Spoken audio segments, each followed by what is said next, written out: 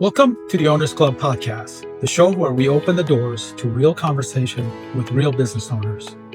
I'm your host, Sean Ziari. Hey, man. How are you, buddy? I'm good. How are you? Man, you got here just in time because I was buying stuff on Amazon. So I showed up just in time to save me money. How are you? I love it. I'm good, man. How are you? I am fantastic. You hear me okay? Everything good? Yeah, you sound great. Thanks. Where are you at right now? I'm in Where my you shop. I'm in the coffee shop. In a coffee shop. Your coffee shop, you said? My coffee shop, yeah. Wow. Tell us about your coffee shop. Yeah, so it's Parallax Coffee Lab, located in Wendell, North Carolina, 15 minutes outside of Raleigh. We've been open for a little over a year and started as just a passion project. I've always wanted to own a shop. It's kind of been a bucket list item for me since I was 16 and fell in love with specialty coffee.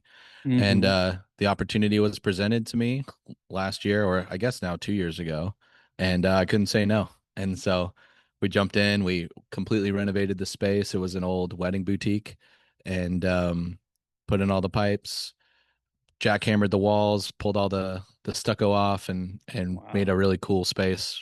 We hold meetups here, which is awesome. And this is where I shoot the majority of my podcasts, or it's right here at the bar. Mhm. And then yeah, so I mean the shop's doing well. It's self-sustaining. We're not seeing a lot of revenue, but that's common for food and beverage for the first few years. And but yeah, it's just like it's a great complement to my real estate business because I get to hold meetups here. I get to bring clients in here. I've signed for probably 5 houses in here already with notaries. And then Wow. I get to connect Smart. with other local business owners. I'm our Chamber of Commerce member. And so a lot of business owners have cash sitting on the sidelines and they don't know what to do. So I can put them into real estate deals. And so it's been a great lifestyle business. It's also like 2 minutes away from my house, and I've run out of room with the amount of kids we have. And so I don't have an office anymore. And so now this is like my dedicated office after hours. So I can just underwrite deals and rip lattes on this really fancy machine behind me. And it's been great. Brilliant, my man. That's awesome. So Yeah. you mentioned your family. Tell everyone in the Owners Club about your family. Where do you live? How long you've been Yeah, married? totally. Kids' name? Yeah, absolutely. So me and my wife Rachel, we live in Wendell, right outside of Raleigh. We've been married going on 13 years. And it's been amazing. We've been high school sweethearts. We have 3 kids currently. Mason is 6, Gwen is 4, and Judah is 2. And we actually have another one on the way.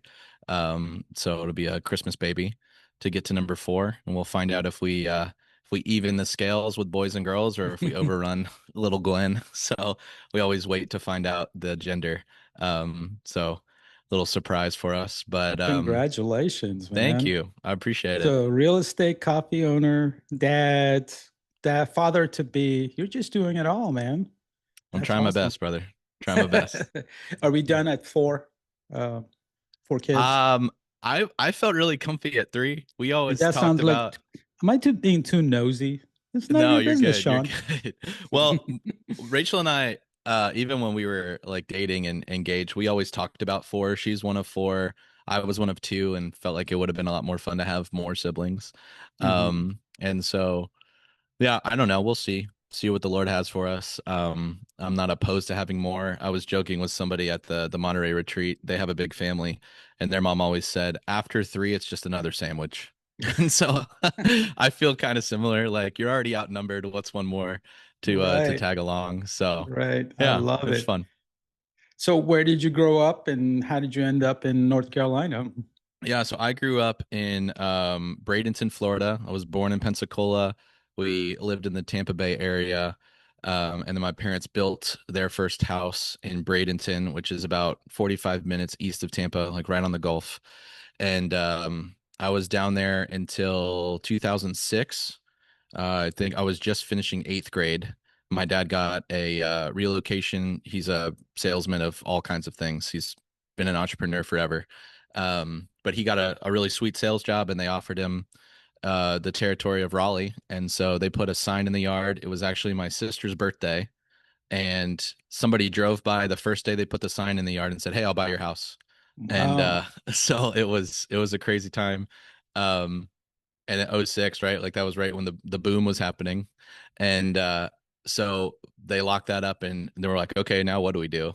And so we ended up actually living in our RV for a couple months so we could finish school and then moved up to North Carolina in the wintertime, right around Christmas of 2006. And I've been here ever Mhm. since. Wow. So you're 10 years old, you're living in an RV, trying to finish up school before moving to North Carolina. How did that feel? I mean, I know my life changed when I was 10 years old, but I went Yeah, from one country to another. They sure. kicked me out. But what Right. is that like living in a, so how many siblings do you have, first of all, and how many I people have were one. living in the Yeah. RV park? I have one younger sister. She's about a year and a half younger than me. So it was just me, my sister Amber, and then my mom and dad, and we had a couple dogs. And so we lived in that camper for about 3 months. And it was fun at the time, like a kid. It was like we're just extended camping. And I That's still went to right. school. We did the things. And so buddies would come over, we'd go fish, we'd skateboard, we did the normal kid stuff. Mm, Um, it was more so, it was weirder when I moved up to North Carolina because now I need to like reinvent myself or make a whole new friend group. I was kind of right.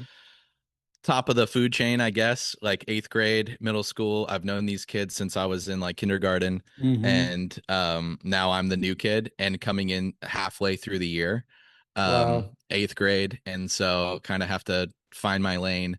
And then even during that first school year, half of the school year, like 80% of the kids that I ended up building relationships with, they went to different high schools. And so it was kind of like repeating that process again, ninth grade. Um, so that was interesting.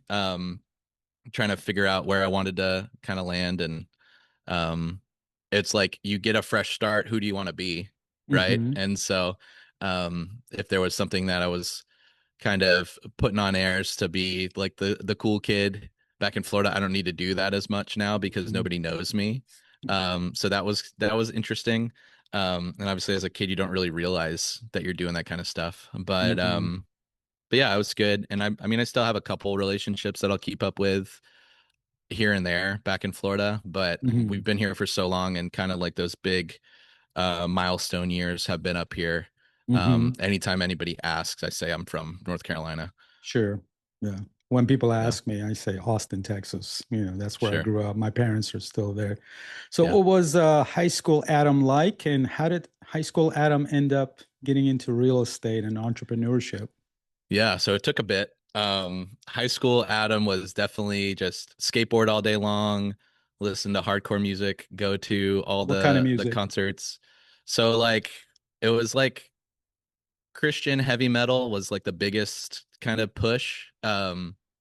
So there was a small little venue in downtown Raleigh. It was called the Brewery, and that's like where all the quote unquote famous, because this is a very like niche type of music, they would all Hmm. come through, and me and my buddies would be there every weekend, just running around mosh pitting and stuff. And Nice. so did that, skateboarded a lot. I was always in band in school. I played saxophone, and so always loved music. But once I got to high school, it was basically you either march or you're not in band. And I was super deep in the skateboard community. I definitely didn't want to be a marching band kid. And With the so uniform. right, exactly, nonconformist me. And so I left band, but I still wanted to pursue music in some capacity. And so that's when I started playing guitar. Then got plugged in our at our church, playing on worship band and stuff. And I've been doing that since probably 10th grade. I still do it Mhm. here and there as a contract musician for some local churches in the area. Um, but yeah, so that was like the brunt of my childhood, like in high school, was just hanging with the bros, going to skateboard, play music, and yeah, that was pretty much it. I played hockey as well, and so just sports and hanging out, normal kid stuff, right? Working the random fast food restaurants, or I worked at like a TJ Maxx for a while. And then when I got to college, I wanted to pursue music further, so I went to Liberty University up in Lynchburg, Virginia. Went there Mhm. a few years, had a great time, but ended up coming home. I got a really awesome job offer when I was like 19 years old to work at GlaxoSmithKline. It's a big pharmaceutical company. Hmm. And so they offered me like a starting teacher's salary, but at 19, it might as well have been $1 million. And I could Yes. I could still So much money, I don't know what to do with. Yeah. right, exactly. And I definitely wasn't like have the financial thermostat to understand and put that money aside and or invest it at Compound all. interest wasn't even a thing for you in your Right, head back exactly. there. I'm thinking of I'm calculating and how many burritos can I buy this week with this check. You And are having enough for Taco Bell tonight right, after exactly. skating. And so but that was great. During this whole progression, probably it was probably my senior year of high school is where I became really interested in photography. Um, my father was a professional photographer for many, many years in Florida with some like news articles, and he shot sports and real estate and stuff like that. And so he had a pretty solid clientele in the real estate space, shooting Hmm. listings for agents. And it was around that time, like late high school, early college, is where I'd kind of fill in for him if he was Hmm. just overwhelmed. He'd show me all the settings on the camera and stuff, and we'd figure it out. Nice. And so I'd kind of do that here or there. Um, went more the portrait route, and that was kind of like my first like business venture. I was shooting an engagement for one of my best friends at school. That was my first paid gig. I think he paid me $100, and I like hid in the bushes while he was proposing and did the thing. So I did some weddings, did some portraits and some graduation photos and stuff, and that was really fun. Um, but I was never really pursuing it as like I want to do this full time. It was just I get paid to do my hobby, right? This is cool. Um, Really before side hustle culture was like very prevalent. Hmm. And so did that for a while, did more of the real estate stuff that was more often. Like those clients would come back, repeat customers often. Like you're only going to get married so many times, but this person's going to have 10 to 15 Hopefully. listings a month. Right. And so that's kind of where I first got the bug.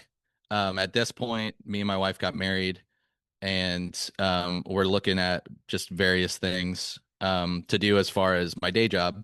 I was working at that pharma company, and it was kind of there was a change of administration, and so they didn't really take kindly to the people that transferred over. They wanted kind of a clean Hmm. slate, and I definitely felt that. And so I was trying to get out of that.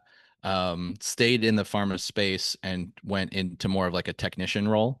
And so we would travel around the East Coast testing and certifying biosafety cabinets where people Mm. would like compound drugs.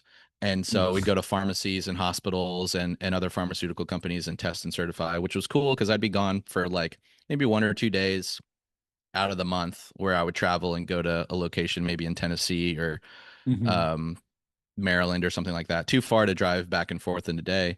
But then I could bring my camera with me and explore the town. That was fun. Hmm. And but the time spent outside of the office started to become more and more. I was traveling a lot.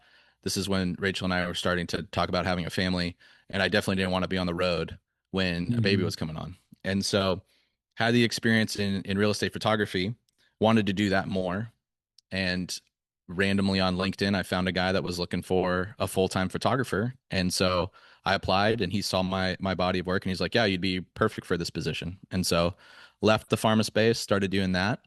That was really fun. Did it for a couple years. We blew that company up 3x the size of when I first started, and I kind of created a role for myself getting out of the car and shooting and became like our operations manager. And Hmm. so I would schedule the calls um, with the agents. I would build out the schedules for all of our photographers and measuring people like appraisers and stuff like that. And Hmm. that was really cool. That was flexible because it was salary.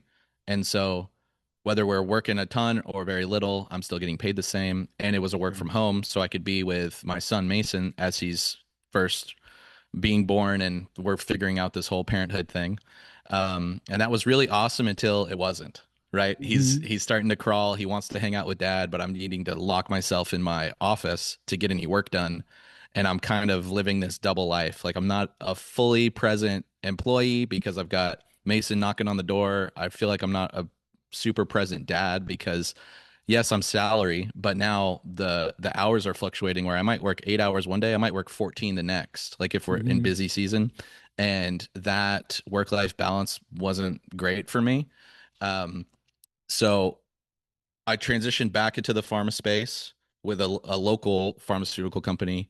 So I didn't have to travel anymore. And it was 7 to 3:30. When I'm off, I'm off. I don't have to think about work. I could just go home and hang out. Hmm. And did that for a few years. And that's when all the time I'm still doing real estate photography on the side, right? Like more contractor work Hmm. with some of the my dad's past relationships or other agents that I had met at that other company.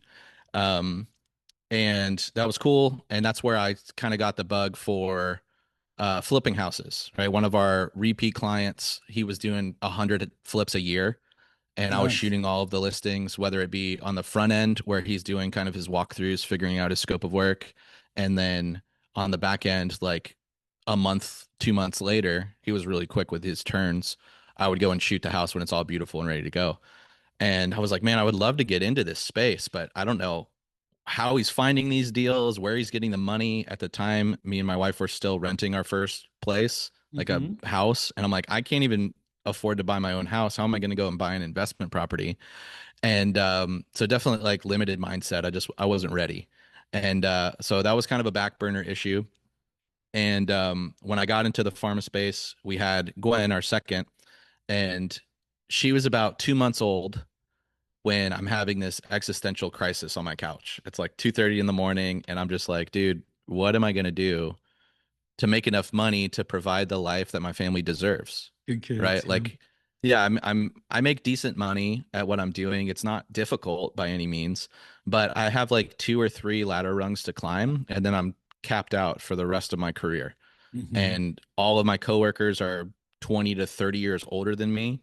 They're just looking at their 401ks waiting to retire every day. And I wanted so much more for myself, so much more for my kids. I don't want to just be a number on the spreadsheet. And so I What year was started, this now? this The was 2020. 2020. Wow, it's crazy. I hear a Yeah, lot of people talk about the 2020. There was a lot of people's lives were changed, of course, with COVID and yeah, everything else, but even trajectory of their career. I know it was for me as well. So, sure. but go ahead. Yeah, yeah. And so I was like, all right, I got to figure out something, right? And I always have the photography background. I could go and shoot more weddings. I could do the things. I know that I can make money doing that. But all the big ticket bookings are all on the weekends and they're eight Hmm. to 10 hour jobs. I want to see my family more, not less, for this little bit of extra money that I can make. So I'm like, I don't really think photography is going to be the route. And especially in our area, it's everybody has a camera, everybody will do it for cheaper. And so it's just a race to the bottom. And my time was valuable and a lot of people didn't see that, right, in Hmm. the photography Sure. space. And so I'm like, it's not really worth all this extra effort for a couple $1,000s. And so I just started going on YouTube and just deep diving every type of side hustle under the sun. And so I did a print on demand t-shirt company. I tried some day trading with the very little money that I had. Did that a little bit. We did like the Door Dashes of the world, the ships, the Postmates, all that kind of stuff, like the gig economy. And they all worked kind of, but nothing to really move the needle. And I was spending a ton of time researching all this stuff and then try to implement it, maybe get a little bit of traction, but not really seeing a ton of results. And then I want to pivot, kind of the same shiny object syndrome that we deal with Hmm. in real estate.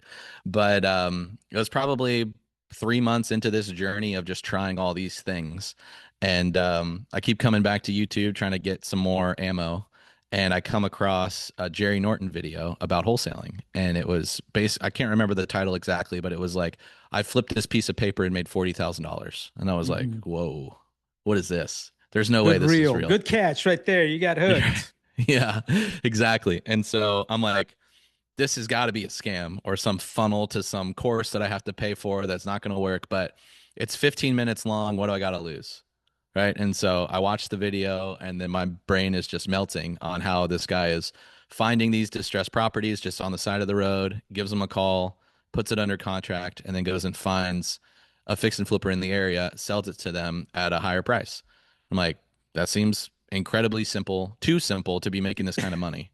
I can do it. And Yeah. Yeah. right. And so I'm like, well, this sounds awesome, but I'm still skeptical. Like I want to do more research. And that's just kind of the way I'm wired is like I'm a learn it all. Mm-hmm.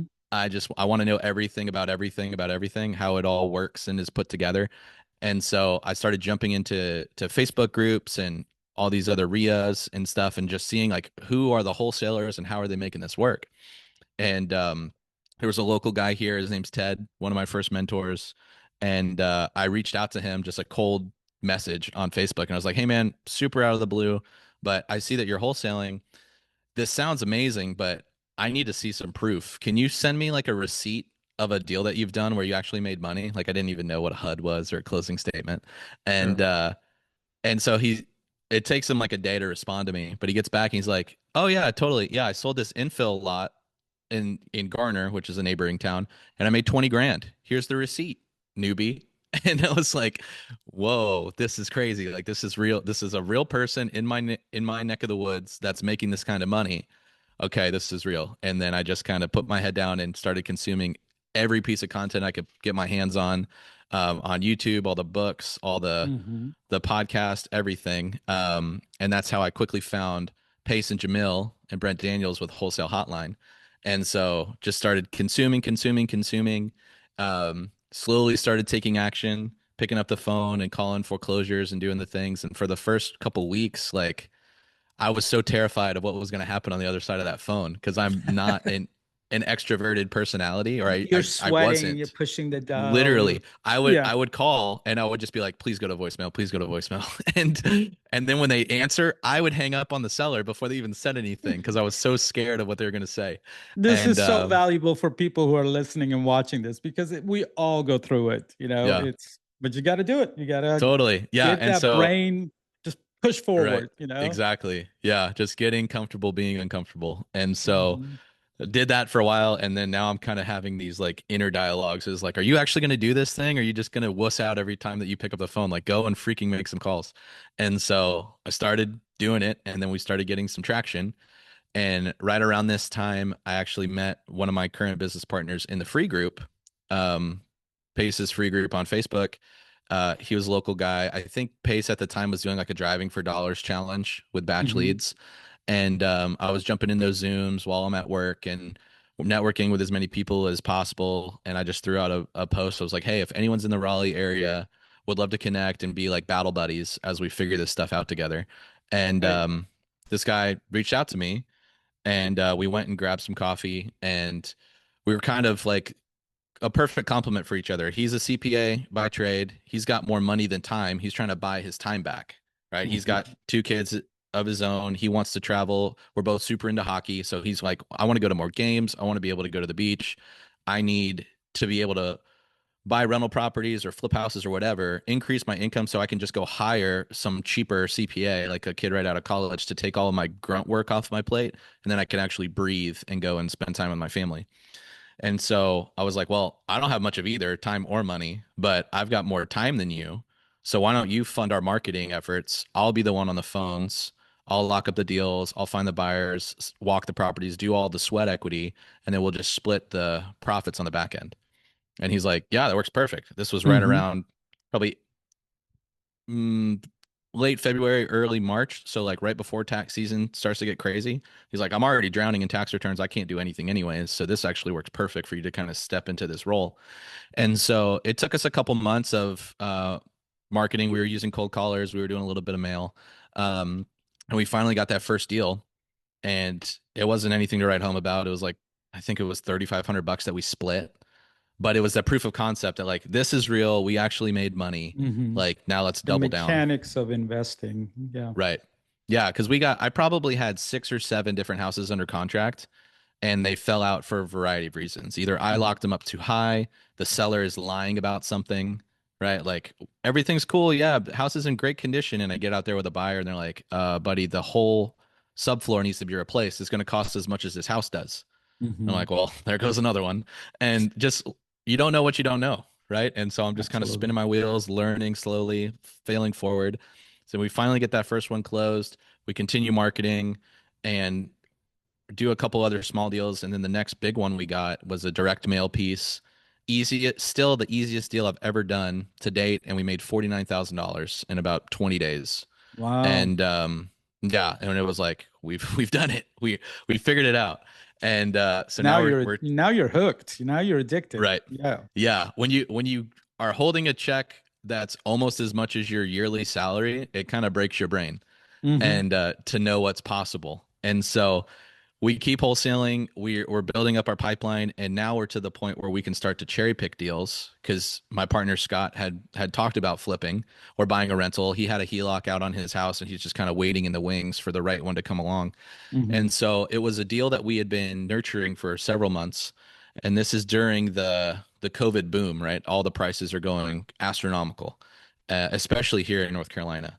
And so I probably had this deal or this lead for about 6 months, and we're just following up, following up. The price is just right on the cusp of being too high, Hmm. and we were able to wait it out, time the market perfectly. He was ready to sell, and now his price from 6 months ago is an amazing price because the value has gone up so high.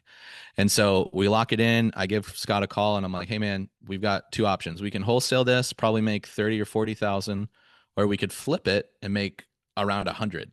It's your Hmm. money. What do you want to do?" Like, I'm happy with either if we're making money. And he's like, "Dude, let's try it. Let's go flip." And so we got into the deal. We made all the mistakes. We had a tenant problem. We went over on our budget, like just being new, right? Like not knowing what we were doing. And but we were still able to get that house sold. Didn't make 100,000, but we did clear about a little over 60,000 on our first one, even with all the problems and all the learning lessons that took away from that one. And since then, it's kind of been just a snowball effect, right? We still wholesale a handful of deals, month over month, cash or creative. We're doing 2 to 4 flips at any given time. We've structured our flips now that we don't do cash deals. I only do creative flips. Hmm. Now I'm sure we can dig into that a little bit later. And now we're buying rental properties specifically for sober living. And that's kind of where my Mount Everest sits, is in the sober space. Um, and now we're looking at various other asset classes. I've got an LOI out on an RV park. We're looking at building some townhomes here locally. And so it's been a really cool progression. Like it was a slow run up, but now things are just kind of overflowing for us, which has been Hmm. it's been really cool to see. Would you say that that check in particular was the catalyst that broke your brain and then you got into all this things? Yeah, Was I that the think so. I moment? think it was more, I mean, yes, that was insane to see that much money for the little amount of work I did, at least for that particular deal. But Hmm. the 8 to 9 months of building my skill set to get to that point where I was worthy enough to make that kind of money on a deal and have the sellers crying on my shoulder thanking me, even when I'm making that much money, like that was really cool. Um, Hmm. and just further validation that like wholesaling is all we're doing is solving problems, right? And the bigger problems we solve, the more money we make. Hmm. And so I think that was more just confirmation that like you're doing what you're supposed to be doing, and like just keep going, Yeah. and more opportunities will present itself if you're open, you're honest, you're thinking of people over profits always, and Hmm. the money will come, right? If we just do good business. And Sure. so um yeah. So does Rachel do real estate with you, or is that just like your thing? No, not really. I mean, she wants to be more involved as far as like the design side, especially now with our pivot to doing only creative flips. Hmm. We focus on the luxury price point, and so she can get um creative with our design schemes and stuff like that, where she wants to be involved. And randomly she'll be taking the kids to the park or to a doctor's appointment or something, and she'll see an ugly house on the side of the road and she'll text me the address and stuff like that. But as far as like actually working in the She's business, bird dogging for you, baby. exactly. Yeah. Good for her. Yeah. So she does that stuff. But as far as like following up on leads, doing TC work, all that kind of thing, like she just doesn't have the time with Sure. homeschooling our oldest and just juggling 3 small kids at home. She's a content coordinator for a couple neighborhood magazines, and that's what she does. It's like similar to when I first got into photography, like I get paid to do my hobby. She's always Hmm. been an incredible writer, and was able to come in and interview families for these larger neighborhoods where they can kind of get to know each other and promote their businesses. So she gets to kind of scratch that creative itch while still getting Sure. paid and not working a ton of hours. She can kind of do it at her leisure. So that fits really well for our lifestyle. And But enjoy. yeah, as She far as enjoys the it. Yeah. Right, exactly. And so as far as the day-to-day stuff, no, she's not involved. Um, and it works that way. I think keeping it separated just for her a time allotment. Like I I do enough on this side, like for me to pour more onto her, I feel like is unfair to the kids and just kind of having that a little bit of separation. Yeah. Absolutely. My wife is involved in real estate and in a way that she's very encouraging. But honey, you go ahead and do that. I'm busy at Right. work. She's Yeah. actually much busier than I could ever be. But so interesting. And I mean, it sounds like you got a lot going on. It's July 2025. What is exciting for you? Like, what is the next 12 months look for you, and what is your biggest need? It's kind of a Yeah. two-part question. Sure. So, I mean, I'm really excited to dive into these new asset classes, RV parks, mobile home parks, new development. Um, the longer I flip, the less I want to do it, solely because of the unknowns, right? The skeletons in the closets that we find. And I think it's really compelling to go and find some dirt, make sure that it works, and then just start the process from the ground up. Um, that creative process is different, but it's also much more scalable, especially for the way that I'm acquiring deals. I can still do creative flips, if you want to call them that, with ground up construction because we can acquire the land creatively. I can work with other Mhm. contractors or whatever to get paid on the back end, similar to how I do my subtails. So learning the ins and outs of development on single families as well as RV parks and mobile home parks, I'm really interested in and excited to kind of expand my mindset out of the single family space. Um, and just messing with larger assets, right? Like Mhm. it's the process of business is the same. We're just dealing with bigger zeros, but then we're also dealing with bigger returns and bigger impact that we can make across the communities. Mhm. And what is your biggest need when you want to work on this development? Is it money? Is it relationship? What are some of the things that Yeah, Adam, the developer, needs that someone who's listening to this could say, "Oh, I can work with Adam." And by the way, sure. anybody who's listening, I love Adam, so please Thanks, call. buddy. Can we share your phone number and email Of address? course. Yeah, Okay, absolutely. awesome. As you were talking about your dad, I was thinking, man, I bet he has some wonderful portraits or pictures from Tampa area, and I would love to see, that. Sure. Yeah. I'll have to dig them up. Oh yeah, please hold on Because to I was, that. That's yeah, those are cherished I memory. was I was a young buck back then, but Yeah. it was a great time. But yeah, So what are I'll your get you some all of your my needs? socials. Yeah. So I mean, obviously deal flow, which being an owners club has been great. I'm getting a lot more opportunities sent my way, but can never have enough, right? We always want to look at the deals coming through, make sure we can pick the best ones. Um, Relationships in that specific space, I would love to partner and collaborate with people that have more knowledge than me. I think that's the easiest way to get in and get an education while also making money, learn while you Hmm. earn. I think that's huge. And then obviously capital, like we utilize private money lenders in our buy and holds for the sober living stuff as well as our flips. And I would love to continue to provide high rates of return backed by real estate in bigger asset classes.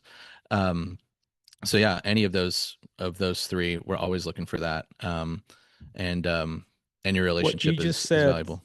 uh, can I just jump in here? That last Yeah. thing you said, I mean, I know what you said, and most people in the owners club know, but if somebody else is listening, tell me what does that mean, the deal flow and what you were saying a minute ago.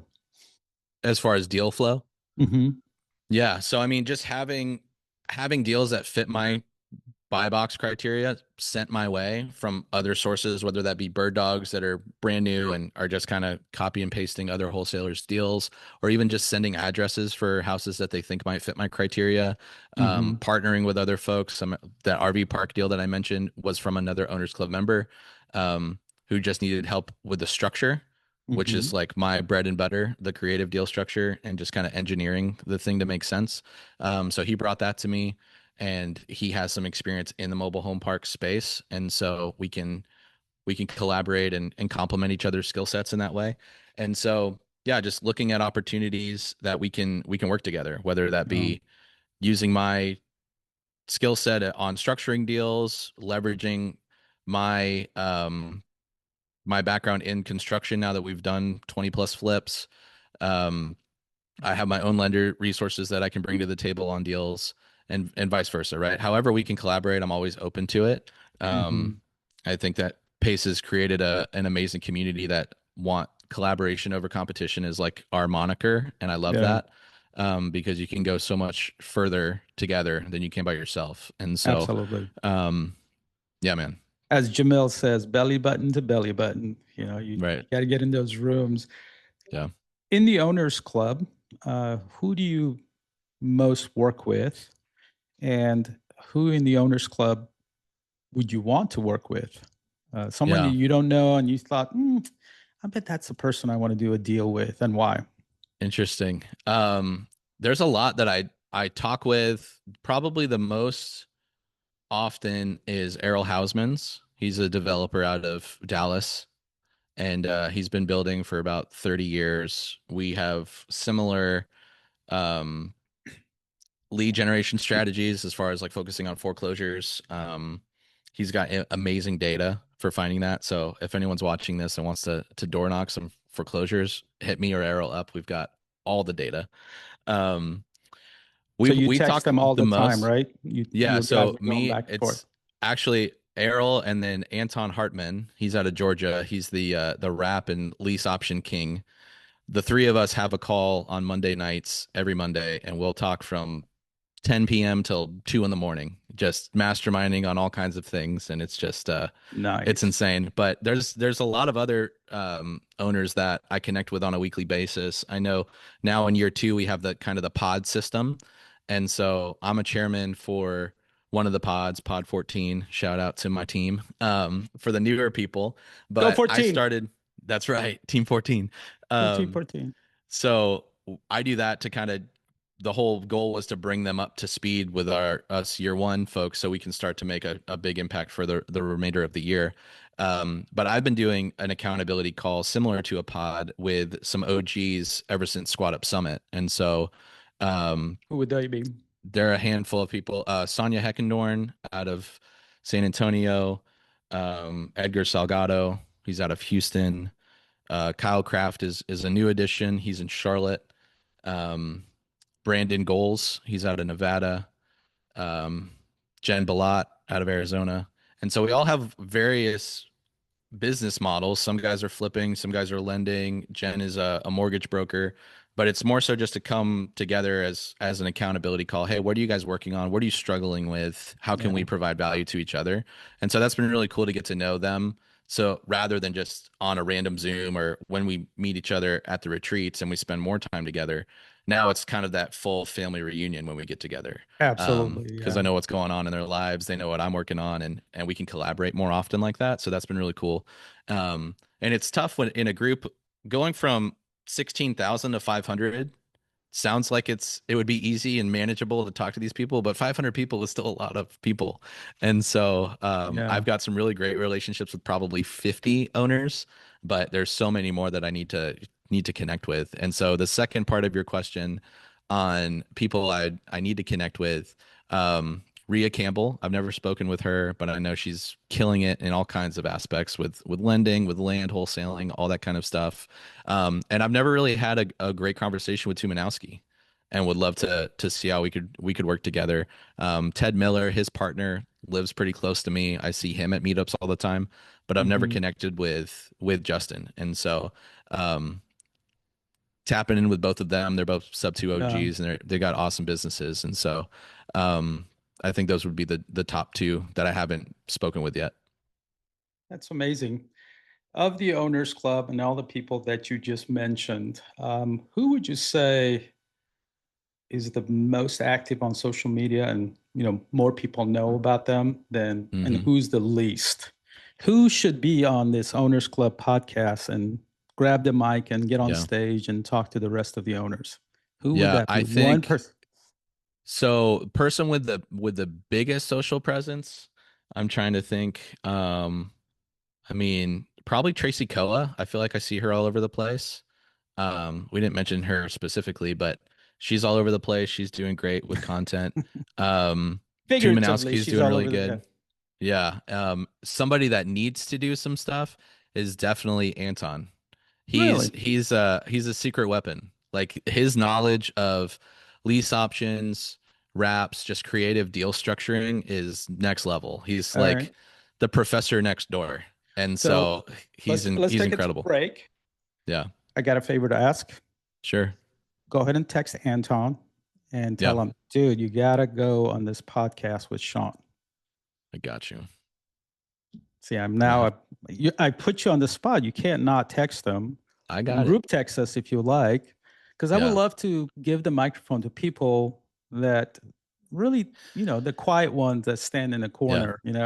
Right. Those are the guys Yeah. I want I to had know. him. I had him on my pod back in Boston, Hmm. and I think that was the one and only one that I've seen him do. And he started one right before Squad Up, where he was going to interview one person a day for a month before Squad Up Summit. And I don't think it came to fruition because I mean the content game's hard. Like staying It is. on Yeah. task and being consistent is difficult. But I'm using my phone as my camera. So when we get off this, I'll text you and him together 100%. And we're gonna chat tonight anyways. Did you hear that owners club? A man who's a photographer, instead of having many cameras, he's using his phone. All right. It's 4K. It looks great. That's right. It's the best It's easy. camera. Oh, I love it when Pace talks about, just buy the newest phone and the other one can be for Right. content and things like Yeah. that. I've got like other cameras. Like I've got this thing. This is the best for content. Mm-hmm. DJI Osmo. Osmo 6. This is the Osmo Pocket 3. Oh, okay. I don't think they have a 6 yet. If they do, I'm slacking. But That's what I got. That was my toy at Monterey. I got some content to send to my VA. He's always telling me, Sean, you need to record more. I'm like, yes. Right.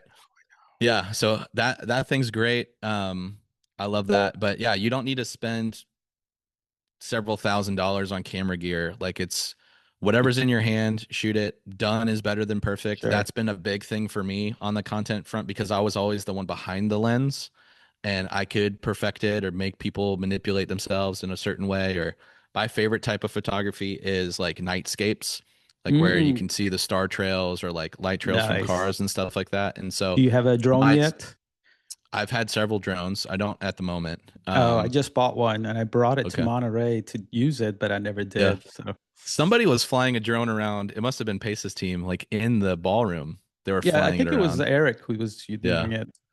Yeah, but no, drones are awesome. But again, it's the camera you have is the one that you're actually going to use. And so I don't think you need to stress so much about the equipment. You just need to use the equipment, right? Right. And so right. the phone it's easy for these types of situations. I shoot everything else on the Osmo, and it's been great. And so yeah, done is better than perfect. Just get the stuff out there. People want to see the authentic you. Just make the post. I'm sure you were on that Zoom on Sunday where Pace talked about, I don't sit and think about social media and recording. I just do it and then decide what to do with that. So I think that's great. I was just like, all right, I just need to, made a lot of sense for me that to carry around my Osmo, my gimbal, and just start recording stuff. Yeah, that's it. Well, and it's like, because he talks about it so much, right? Eventually, everyone is going to catch on. He's the most patient guy. But I took it to heart. You mean annoying? No, I love Pace. I took it to heart in Arizona last year because I was pretty much the entire retreat was just like beating us over the head. Like, you need to do content. You need to do content. And I'm like, all right, I'm going to do it.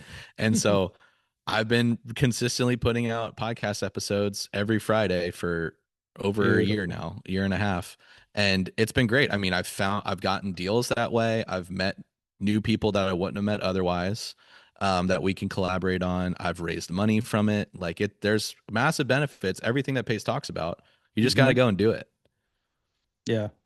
Well, I've told a lot of people about this.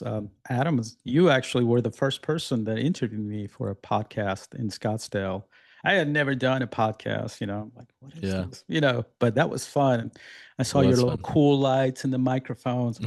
I got to do Adam, man. He's doing it right. I want to be him. I love it. Well, and then so ironic because that was the one file that the video didn't work. And so I had to put just the audio up. Right. That's so funny. We'll have to actually, do a part 2. Yeah, I think that's God saying, you don't want to look at Sean. Just listen to him. He's got the voice for He's got radio. the brain, he's smart, but he's not really pretty to look at. So, Oh man, that's but so hilarious. tell me more about Owners Club, and because this is an Owners Club podcast, Sure. Owner Club members are being interviewed, but everybody's watching. Yeah, Tell them what has Owners Club meant for you, and what does it feel like? I have a hard time explaining it to people and friends, like the sure. energy in the rooms and the Yeah, it's next breakout level. rooms. So tell me, Right. what has Owners Club meant to you? Yeah, I mean, the way I describe it is it's just a high level mastermind where everyone's pushing in the right direction. And that doesn't mean that we're all doing the same thing.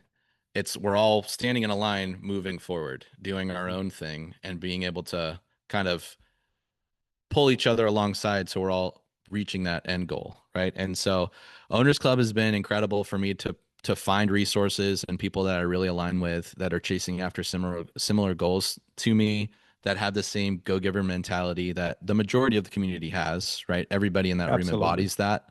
And it's really given me clarity on what I want to focus on, right? Like we talked about cool things I want to do in the next 12 months, but I had never really thought 3 to 5 years ahead, and Pace is pushing Mount Everest. And so sitting and trying to figure out what I want to do, what do I want to be known as, and how can I impact the community? That's how I found my lane in sober living, is what my Everest is. And so I want to provide safe and affordable housing for 1,250 people transitioning out of rehab centers, all while making $100,000 a month. I And listen to so, you. Get your Mount Everest memorized. I love it. yes, For those who don't know what Mount Everest is, just kind of 5 sentence, 2 minutes, explain what that means and what, sure. because Yeah. everybody's going to hear Mount Everest and everybody's like, what is this? They're Right. going to get you Yeah. ready to go mountain hiking? Yeah. That's So Owners Mount Club is not mountain hiking. That's No. different.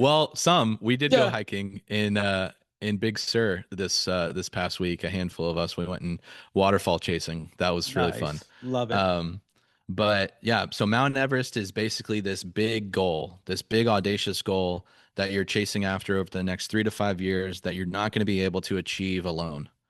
You're going to have to bring other people alongside you, similar like the parallel of hiking Everest. You have to bring the Sherpas, the people that know the trail, that can help guide you against any potential pitfalls. And so wrapping arms with people that want to push in that same direction to make that impact in the community, in their businesses, in their families. And we're all working on that together. I love the fact that you said people and you included that as part of your Mount Everest, because everybody's thinking, oh, this is my goal, this is what I got to do. But the way you verbalized it is, who do I need to take with me up this mountain? Who are Yeah. the source resources? And I found the Owners Club scattered all, but go on, Right. keep going. Sure. Yeah, well, I mean, like specifically for my Everest, that really hit home for me. I personally have never dealt with addiction, but I know it runs deep in my family tree, and I feel like that's common in most people's situation. They know they have a friend or a family member that has struggled with addiction problems. Maybe they've lost friends or family members, and the addiction problem in America is not getting any better. If anything, it's getting worse. And so if we can be on the forefront of changing that narrative while also doing well for our families, why would I not do that? Hmm. Right. And so that's why I landed in that place. And really the $100,000 a month is just a metric to see what kind of impact I'm making. Hmm. Right. Like in my mind, money is just a tool to go and make more impact. But if I'm making $100,000 a month, how much more impact can I go make on other ventures? Right. I'm a man of Absolutely. faith. I want to pour into my church. I want to pour into missions projects and building houses and wells in foreign countries. Like whatever I can do, like God has given me unique skills and talents to go and make an impact in this world. I don't want to waste that.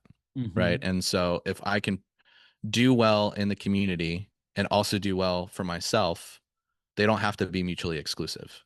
Yeah, absolutely. Do you want to give a shout out to the name of your church and your pastor? So we're actually part of a home church now. We're not. We did the big church thing for quite some time. Like I said, I was a contract musician, so I actually worked for them, playing a million services on the weekends and Easter and stuff like that. And there's nothing wrong with that. Mhm. But we're a part of a ministry. It's called Disciple to Disciple. And Disciple to disciple. so we're restructuring the way church is viewed as these giant gatherings. And we want to bring it back to like the book of Acts, right? Just a group of folks in a house, just doing life together and trying to Gosh, become more like Jesus. And so that it's sounds a been lot like breakout sessions, right? So, similar. like Yeah, my absolutely. Like a people. mastermind. It's all Yeah, about a people. exactly. Yeah. 100%. And so we've been a part of that ministry for a couple years, and it's been really transformative for me, my wife, and our family. We've made some amazing relationships in there, and Hmm. with other And it, families that are in similar and life if somebody stages, and it's wants been to, really cool. and if anybody wants to find disciple to disciple, how would they find that? Because Yeah, it so there's sounds there's a YouTube fantastic. channel. Yeah, there's a YouTube channel. There's a couple different I guess we'll call them pods across the country that are doing similar things. And so I mean reach out to me, shoot me a DM. I would love to connect you with anybody in your area that's kind of running these types of house churches. How do we Um find you on social media? What's your DM yeah, handle? so YouTube and Instagram, they're both the same. It's at the Adam Colburn. You can shoot me a message. My cell phone number is 919-353-4231. Shoot me a text, tell me that Sean sent you, and I'll make sure to push you to the Yeah. front of the line. And or you can go to my website. It's adamsbuybox.com. You can submit deals there. You can schedule a call to join our team. We're doing the Orbit program, teaching people how to find deals, take them down with us, make money on the back end. And or if you have money that you want to put into a deal, right? You can do all Hmm. that on the website. So yeah, I'm out and about. You'll find me in the community. I'm trying to be as loud and as helpful as I possibly can be. So would love to connect with you in any way I can. Love it. Thank you very much. Gosh, now I blanked out. It's a good thing now this part is going to get cut out. You mentioned deal flow. Do you have your buy box PDF that we can share with others? Absolutely. Yeah, I'll send that to you right after the call. Yeah, I have two specific buy boxes for like our day-to-day stuff that we're looking on. Our creative flips is a specific type of buy box, and then our Hmm. sober living that we're buying. I also have I can't fit it all on one page, but if you go to my website, you can find our new build, like land acquisition and RV park and mobile home park buy boxes. Um, but yes, I will send you all that information, and would love to see some deals from the community coming my way and see how we can make some money Yeah, together. I think the vast majority of the people I talked to when we were in Monterey, they pretty much everybody said, "Yeah, we just want to do business in this group, in this, club." That's how Yeah, powerful this, for 530 sure. people are.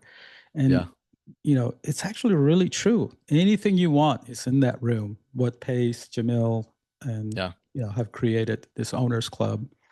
absolutely. It's next level. Well, and when you do deals outside of the community and you see kind of what the average is for success rate, like Mhm. it's we want to filter ourselves Yeah. to do the good deals with good people, and there's no better room to do that than this room.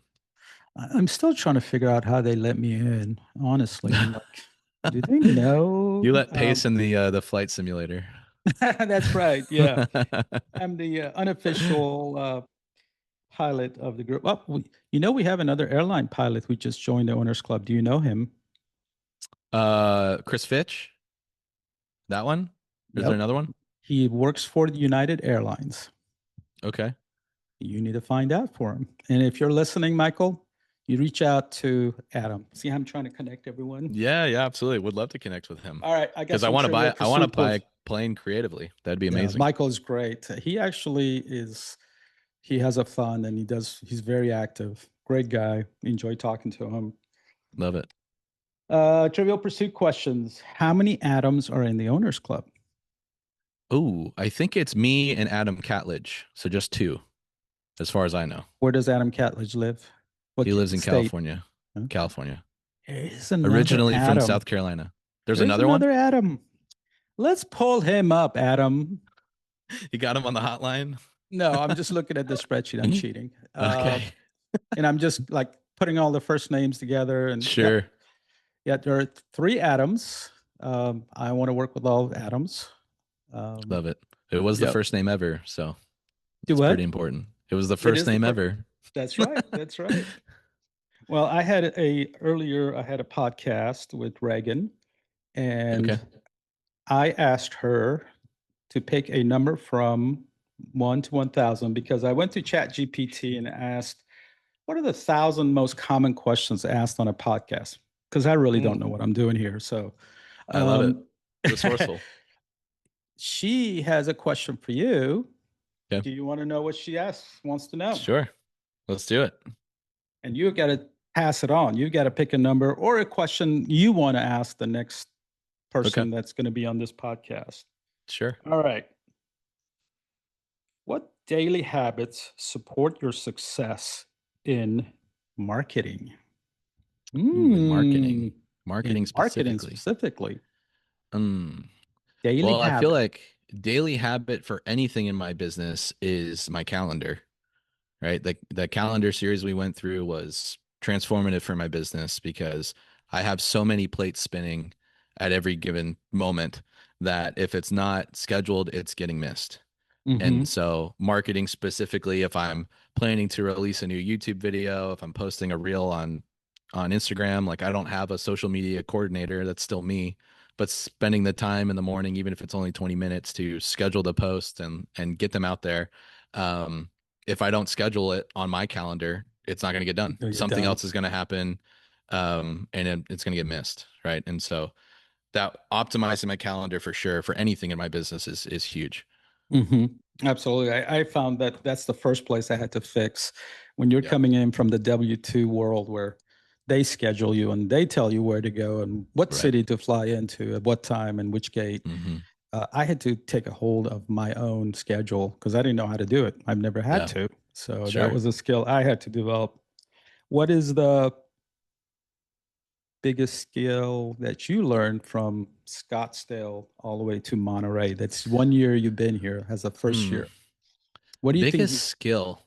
Yeah, I what don't would know the if there was Monterey Adam anything. tell Yeah. I Scottsdale don't know Adam? if there was anything like I was having a talk with Andrew Schaefer this morning.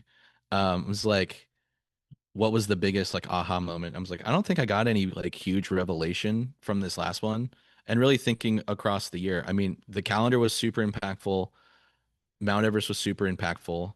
But I think overall, just for being in this room, it's just confirmation that I'm in the right room, Hmm. right? Like I'm worthy to be here. I can provide value, but there's so many other people doing way cooler things than me that I get the opportunity to come alongside with and work with. That just gets me pumped up. And so Nice. that's been like the biggest takeaway for me from being in OC. Other than myself, who's your biggest, who do you admire the most and the kind of work they're doing? I know it's me, I'm first, and yeah, Of but course, of course. the second guy or Second gal, guy. Oh because man, there's so many cool people doing cool stuff. That's really hard to pick somebody specifically. Um, I love what Ann McNamara and Chad Choquette are doing with the town revitalization stuff. The hmm small town revitalization is really cool. Um, it's a lofty goal for sure, but it's definitely necessary. And I think there's a lot of different arms that from these other things that people are focusing on, co-living and even sober living, like I'm talking about. Um, Other services that you can provide in those towns that desperately need it, I think is awesome. Um, Tracy Koa and Dustin are crushing it with co-living. Matt Poachman with his RV parks. Tyler Ware with his mobile home park. Like the list goes on and on. Everybody is doing amazing things. So that's really hard to pick one specific person. I know. Um, It's yeah, just that's absolutely one of the things I love about. I just go in the room and just listen to people and like, wow, I can't believe that he, she doing this, and yeah, they're definitely all my inspirations for for sure. business is there. But Totally. that's fantastic. All right, what have I not? I don't want to take too much of your time. We're almost there.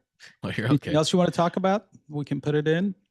Um, I don't have anything specific. Like we already plugged the shop, um, which is just another, like I said, a passion project, but we are growing and scaling. We're looking at optimizing this shop and I don't You, know my about friend, getting another bring your location. coffee shop to Seattle. That's we drink a lot of coffee here in Gig Harbor, Yeah, Washington. definitely. I got some big shoes to fill out in Seattle, but yeah. So um, nothing else. I mean, I'm working on flips. We're doing the things. I want to connect with more people. So reach out to me if you're doing cool stuff. If you want to do cool stuff, I want to be involved. So hit me up. Absolutely. Oh, and please, I'm supposed to say subscribe so you know when the next video and the next owner club comes on. Isn't that what I'm supposed to say? You're the professional. I'm learning all this from you. Yeah, Give I us a say thumbs up. yeah. Like, comment, Comment on subscribe. what you want to hear, what questions you want to ask the owners club, Yeah, and how we can improve this podcast. So love it. add it to it. Adam, well, I really appreciate your time. Thank you so much. I hope everybody got to learn from you. Adam's got my approval for anything. He's a great guy. Love him. Love his family. Do you have any questions for the next person that's going to be in the podcast? Anything Oh man, particular, or you just want to pick a number on my list? I kind of want to pick a number. That sounds fun. All right. Let me. Oh, I'm all gonna right. do Reagan, you started a trend. what? Well, what number was hers, so I don't pick the same one. Well, I will tell you. I can't tell you. You pick a number, and I'll tell you if it's Okay, available or not. let's do. See, I don't want to affect your choices. Sure, let's do 714. 714. Going deep. Yeah. If I said inquiring minds want to know, do you know what that means? Where that's from? I don't know the specific reference. Yeah, you're no. too young. I said that in Reagan. Reagan's like, yeah, I know the reference. All right, what was the number again? 714. 714. Got it. The next person will have to answer 714.